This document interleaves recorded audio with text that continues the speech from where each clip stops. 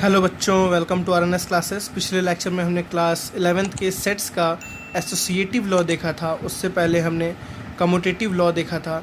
आज हम देखते हैं इसके डिस्ट्रीब्यूटिव लॉ को। डिस्ट्रीब्यूटिव लॉ क्या है, इंपॉर्टेंट है काफ़ी ये भी। चलिए, पहला हमारा क्या है students, A union B intersection C. Please आप थोड़ा सा उस दोनों के लेवल से ये थोड़ा सा ऊपर है, तो आप यहाँ ध्यान दीजिएगा कैसे हो रहा है ये इंटरसेक्शन ए यूनियन सी। देखिए स्टूडेंट्स, ध्यान दीजिए, हम फिर से वही सपोज करेंगे कोई एलिमेंट इसमें है और प्रूफ करेंगे कि वो एलिमेंट इसमें भी है। ठीक है ना। हमारा मेन टारगेट क्या है, हम प्रूफ करेंगे कोई एक एलिमेंट इसमें है और उसको अपोजिट इसमें प्रूफ करेंगे। ठीक है, वो एलिमेंट इसमें भी बिलोंग करता है, तो हमारा क्या प्रूफ हो जाएगा, this is subset of this. समझ। तो चलिए, सबसे पहले हम क्या सपोज करेंगे, कोई एक element X, arbitrary element X वो इसमें है। ठीक है, तो let X be an arbitrary element, X belongs to A union B intersection C. मैं आपको यहाँ दोनों प्रूफ करके दिखाऊँ बिकॉज दोनों अलग अलग फॉर्मेट में है।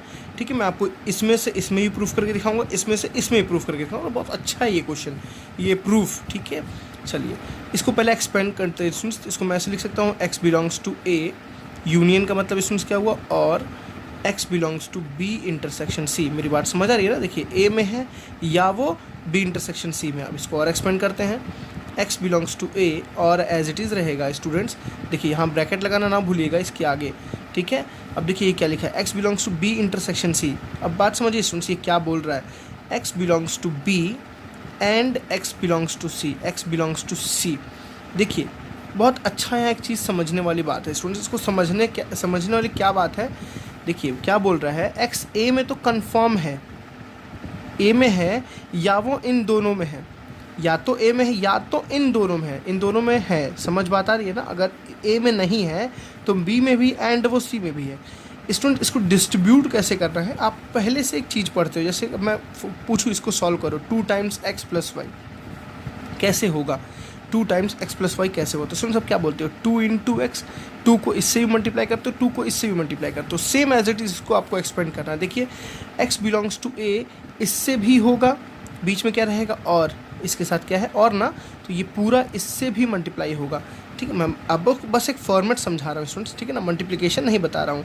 एक्स बिलोंग्स टू ए और एक्स बिलोंग्स टू बी, समझ बात आ रही है ना। देखिए एक्स बिलोंग्स टू ए और जो है ना वो इसके साथ हुआ, बगल में क्या है एंड, बगल में क्या है एंड, और ये पूरा चीज़ एक बार इसके साथ भी होगा। देखिए 2 इसके साथ हुआ, 2 इसके साथ हुआ, ऐसे पूरा ये एक बार इसके साथ होगा, ये पूरा एक बार इसके साथ होगा, बीच में क्या है एंड, बीच में एंड पड़ा रहेगा। ठीक है, तो एक्स बिलोंग्स टू ए और x बिलोंग्स टू c। मैं दोबारा आपको बताता हूँ, देखिए ये एक एलिमेंट है, ये एक बार इसके साथ आया, फिर यही एक बार इसके साथ आया, बीच में क्या है एंड पड़ा हुआ। आई थिंक आप कंफर्टेबल हो, समझ गए होगे। अब देखिए सुन, इसको आप जानते हो और लिखा है तो क्या लिख सकते हैं इसको, x बिलोंग्स टू a और का मतलब यूनियन b, एंड का मतलब इसमें एंड ही अभी रहने दीजिए। इसको लिख सकते हैं x belongs to a union c, और लगा है ना तो a यूनियन c। अब देखिए इस दोनों को अगर मैं कंबाइन करूँ स्टूडेंट्स, देखिए A union B and A union C है, तो लिख सकते हैं इसको x belongs to A union B. ठीक है ना, ए यूनियन बी, एंड का मतलब students intersection A union C. अब देखिए from first and from second, first हमने ये लिया था, सेकेंड हमने लिया, from first and second students जो एलिमेंट इसमें थे वो एलिमेंट इसमें है ना, 1 इसमें है तो 1 इसमें भी है, 2 इसमें है तो 2 इसमें भी है, 3 इसमें है तो 3 इसमें भी है। जो एलिमेंट इसमें थे वो सारे एलिमेंट इसमें है, तो हम क्या बोल सकते हैं, this is subset of this. ठीक है, तो हम क्या बोल सकते हैं students, A union B intersection C. देखिए A union B intersection C इस सबसेट ऑफ, मतलब इसके सारे एलिमेंट किसमें हैं, A union B intersection A union C. पहला हमारा काम हुआ। अब हमें उल्टा इसका दूसरा अपोजिट क्या करना है स्टूडेंट्स, हमें ये देखिए, मैं सिमिलरली नहीं लिख रहा हूँ, मैं आपको प्रूफ करके दिखा रहा हूँ बिकॉज अब मुझे कॉन्सेप्ट समझाने से मतलब है। मुझे क्या प्रूफ करना है दूसरा, इसके सारे एलिमेंट इसमें हैं, तो मैं बोलूँगा लेट एक कोई एलिमेंट x इसमें है, उसी एलिमेंट को मैं इसमें भी प्रूफ करूँगा। आर्बिट्री एलिमेंट है, नॉट कांस्टेंट कोई एलिमेंट है, आर्बिट्री को ही लेके प्रूफ करते हैं। ठीक है, तो हम क्या बोलेंगे, लेट y, कोई दूसरा एलिमेंट ले लीजिए, y belongs to this. This क्या है, a यूनियन b। यहाँ थोड़ा समझने वाली चीज़ है, थोड़ा ध्यान कंसंट्रेट कीजिएगा। y बिलोंग्स टू, 1 मिनट, हाँ, a यूनियन b intersection A union C, है ना स्टूडेंट्स। चलिए अब देखिए मैं इसको एक्सपेंड कैसे करता हूँ, कैसे इसको सॉल्व करना है, कैसे समझना है, ध्यान दीजिएगा। देखिए अगर डायरेक्ट मैं आपको बताऊँ एक चीज़, डायरेक्ट देखिए स्टूडेंट्स दोनों में ए है ना कॉमन, चाहो तो दोनों में एक डायरेक्टली क्या कर सकते हो, कॉमन ले सकते हो। डायरेक्टली कॉमन लेके क्या लिख सकते हो, बी इंटरसेक्शन सी, डायरेक्टली लिख सकते हो। बट कोई नहीं, मैं आपको समझा के बताता हूँ। देखिए सुन, अगर एक्स दिस इंटरसेक्शन दिस है, इंटरसेक्शन का मतलब एंड, तो मैं यहाँ बोल सकता हूँ ना y belongs to, sorry not x y, y belongs to A union B. Intersection का मतलब क्या हुआ students, and y belongs to A union C. समझ आया ना, वाई इसमें भी है एंड वाई इसमें भी है। एंड को ध्यान देना है, एंड को ध्यान देना है, ठीक। अब इसको एक्सपेंड करेंगे तो क्या लिखेंगे स्टूडेंट, बताइए। Y belongs to A, union का मतलब और, वाई बिलोंग्स टू बी, ठीक। एंड का मतलब एंड ही रहेगा। यहाँ स्टूडेंट्स एक्सपेंड करिए, y belongs to A, union का मतलब और, वाई बिलोंग्स टू सी। लिखने का पैटर्न बहुत इंपॉर्टेंट है इस चैप्टर में। प्रैक्टिस एक बार करिए, 2 बार करिए, 3 बार करिए, वीडियो को पॉज करके खुद से नोट करिए। एक एक्सपेंशन देखा उसको खुद से करिए, चेक करिए कहाँ गलती हो रही है, तुरंत सही होगा तब जाके आपका। अब देखिए सुन, मैं क्या बोलना चाह रहा था आपको, इस पूरे लाइन में ध्यान से समझिएगा। ये यहाँ भी है, यहाँ भी है, ठीक है ना। y बिलोंग्स टू ए यहाँ भी है, y बिलोंग्स टू ए यहाँ भी है। देखिए और के साथ है, और के साथ है ना। ये दोनों स्टूडेंट्स अगर मैं कॉमन निकाल लूँ, ये दोनों अगर मैं कॉमन निकालूँ ऐसे, y बिलोंग्स टू ए और के साथ कॉमन निकालूँ स्टूडेंट्स, तो अंदर क्या बचेगा, एक ब्रैकेट में क्या बचेगा, y belongs to B and as it is बचेगा y belongs to C. Normal सा एल्जेब्रा यहाँ समझने वाली बात है, ठीक है ना। मैंने इन दोनों कॉमन निकाला स्टूडेंट्स, तो क्या बचा, y belongs to B and as it is बचा y बिलोंग्स टू सी। आप ऐसे नहीं समझे तो आप ऐसे समझो। देखिए क्या लिखा हुआ है, y या तो a में होगा या तो b में होगा, एंड या तो a में होगा या तो c में होगा, ठीक। मतलब इन दोनों में से कोई एक सिचुएशन पॉसिबल होगी, ठीक। इन दोनों में से कोई एक सिचुएशन पॉसिबल होगी। a में होगा, अगर a में होगा तो उसके साथ किसी में होगा, a में हो ओ y बिलोंग्स टू a, और ये लिखा है ना, समझ बात आ रही है ना। तो उसको हम कैसे लिख सकते हैं, a में होगा या वो इन दोनों में से होगा जरूर। इन दोनों में तो दोनों में ही है, क्योंकि एंड लगा हुआ है यहाँ पे बीच में। समझ आई बात की नहीं समझ आई? वैसे आप नहीं समझ रहे हो तो आप डायरेक्टली समझो। ये दोनों में कॉमन, तो मैंने कॉमन निकाला तो क्या बचा, y belongs to B and y belongs to C. अब देखिए स्टूडेंट्स, इसको मैं क्या लिख सकता हूँ, ये तो एज इट इज़ लिखा है y बिलोंग्स टू ए, और एज इट इज़ रहने दीजिए। इसको लिख सकते हैं y belongs to b intersection c, because and था तो क्या लिख सकते हैं, b इंटरसेक्शन c। इसको पूरा सॉल्व कीजिए तो y बिलोंग्स टू a, और का मतलब यूनियन, देखिए a और का मतलब यूनियन, ठीक है। और यहाँ क्या आ गया, b इंटरसेक्शन c। देखिए ये किसके बराबर है, आपके LHS के बराबर था ना, a यूनियन b इंटरसेक्शन c। समझ बता रही है ना। तो हमने क्या देखा, this is your for example third equation, this is your fourth equation. तो हम यहाँ क्या बोलेंगे, जो एलिमेंट, देखिए हमने पहला क्या प्रूफ किया, जो एलिमेंट इसमें था वो एलिमेंट इसमें था। दूसरा क्या प्रूफ किया, जो एलिमेंट इसमें था वो एलिमेंट इसमें है, जो एलिमेंट इसमें था वो एलिमेंट इसमें है। मेरी बात समझ रहे हैं स्टूडेंट ना, समझ बात आ रही है ना। तो फ्रॉम दिस एंड दिस हम यहाँ क्या बोल सकते हैं, इस वाले से क्या बोल सकते हैं, this is subset of this, ठीक है। A union B intersection A union C किसका सबसेट है, किसका सबसेट है, A union B intersection C का क्या है, सबसेट है, ठीक है। तो आप लिख सकते हैं फ्रॉम दिस इक्वेशन, कहाँ गया, हाँ, from this equation and from this equation. हमने यहाँ क्या लिखा है, this is subset of this, और यहाँ क्या लिखा है, इसका उल्टा दिखाया। तो दोनों ही सेट आपस में क्या होंगे, इक्वल। आप, मैं जगह नहीं इसलिए मैं नहीं लिख रहा हूँ, आप समझ गए ना, दोनों सेट आपस में क्या होंगे, इक्वल। चलिए नेक्स्ट करके दिखाते हैं, A intersection B union C, ठीक है। देखिए नेक्स्ट क्या लिखा है students, A intersection B union C. अब मैं पूछूँ इसके आगे क्या था, आप खुद से सोच के बताओ क्या होगा, क्या होना चाहिए। देखिए ए इंटरसेक्शन बी, इंटरसेक्शन के साथ इसको फेंक दीजिए उधर, ए इंटरसेक्शन बी हो गया एक ब्रैकेट में, फिर ए इंटरसेक्शन सी, फिर ए इंटरसेक्शन सी। देखिए बीच में क्या है, यूनियन था ना, ए इंटरसेक्शन बी हो गया, फिर क्या था, यूनियन, फिर ए इंटरसेक्शन सी। यही इसका रिजल्ट है, आपको दोनों को प्रूव करना है। चलिए मैं आपको LHS से RHS करता हूँ, RHS आप LHS खुद कीजिएगा, ठीक है। चलिए तो हम क्या बोलेंगे, let are x be an arbitrary element belongs to A intersection B union C, ठीक है ना। इसको अब एक्सपेंड करते हैं, कैसे करेंगे students, x belongs to A intersection का मतलब and x belongs to B union C. अब ध्यान देना ही, इसको ब्रैकेट में रखना बहुत ज़रूरी है, ठीक है। तो इसको फिर क्या बोलेंगे, x belongs to A, and का मतलब एंड ही रहेगा।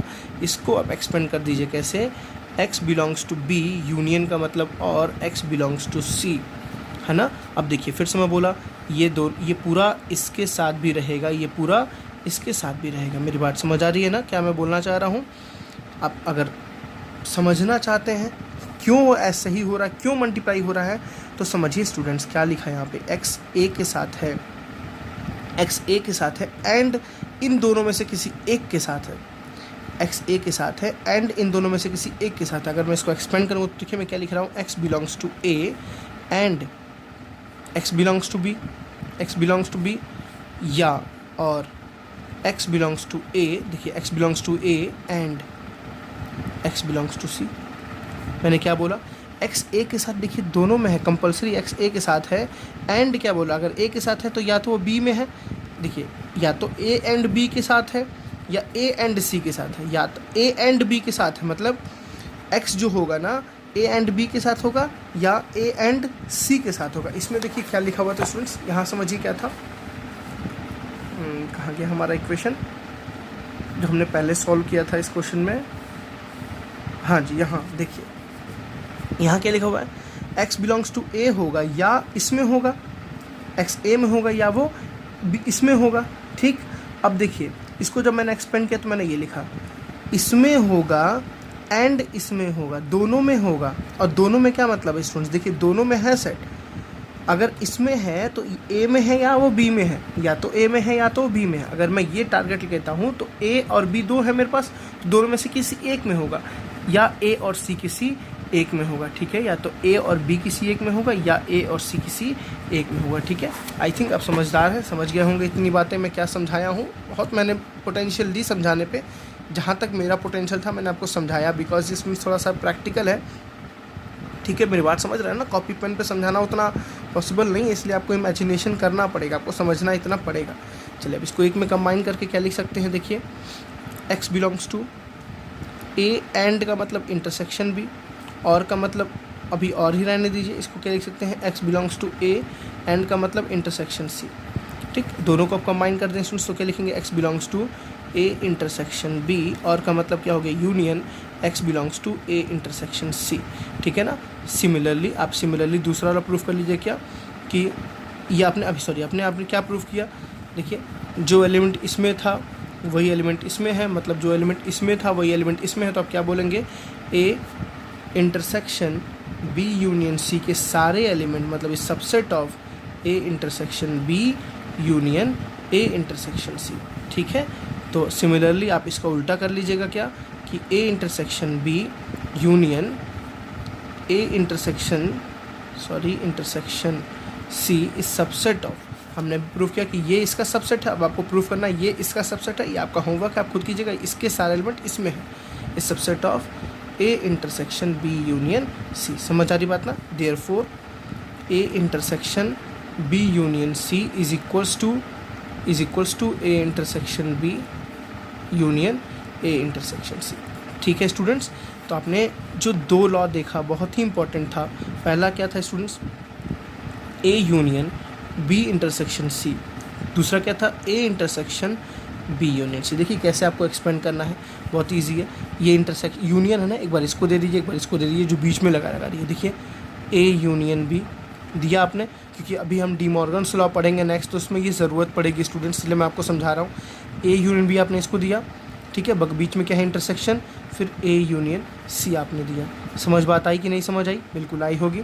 फिर देखिए a इंटरसेक्शन b आपने दिया, a इंटरसेक्शन b आपने दिया, फिर बीच में क्या है यूनियन, फिर आपने क्या दिया, a इंटरसेक्शन c दिया। देखिए ये इंटरसेक्शन b के साथ भी, इंटरसेक्शन c के साथ भी। मेरी बात समझ आ रही है ना, तो आई थिंक आपको समझ आ गया होगा, ठीक है स्टूडेंट्स। चलिए मिलते हैं नेक्स्ट लेक्चर में, डी मॉर्गन्स लॉ जहाँ पढ़ेंगे, मोस्ट इंपॉर्टेंट वो लॉ है आपका, ठीक है ना।